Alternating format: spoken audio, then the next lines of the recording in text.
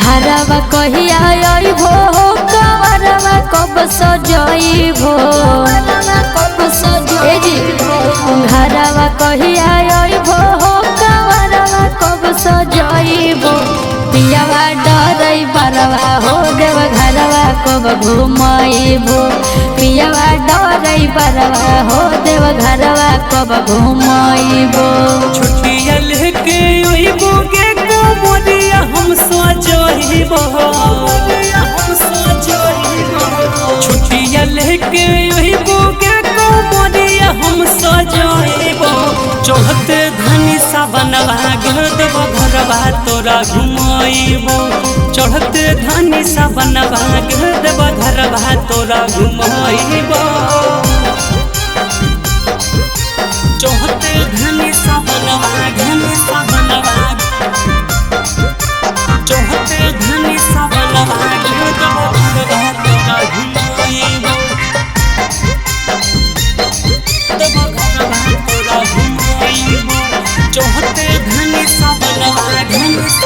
गाँव घर से जाए रहले बुक करके गाड़ी जी अभिले नहीं कलो पिया जाए के तैयारी जी चिंता नहीं कोहर जल्दी आबो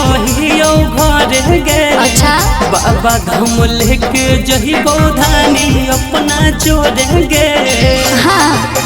सड़िया कब की नहीं भो बजरवा कब ले जाइबो सड़िया कब की नहीं भो बजरवा कब ले जाइबो पियावा डरै बरवा हो देव घरवा कब घुमइबो चढ़ते धानी सावनवा देव घरवा तोरा घुमइबो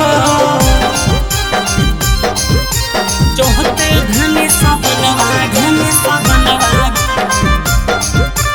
चढ़ते धनी सावनवा देव घरवा तोरा घुमइबो देव घरवा तोरा घुमइबो चढ़ते धनी सावनवा जदि नहीं चढ़इबो जलवा पहिला सोमवारी जी राजा पर भाकर पिया सुन जइबो गारी जी बुझलो एतना नहीं हमरा प्रधानी खिसिया गे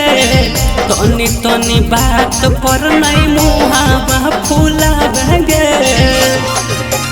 दर्शन कब करइबो कहिया बाबा से मिलबइबो ए जी दर्शन कब करइबो कहिया बाबा से मिलबइबो पियावा डरै बरवा हो देव घरवा कब घुमइबो चढ़ते धानी सावनवा देव घरवा तोरा घुमइबो शिवाय रिकॉर्डिंग स्टूडियो जमुई।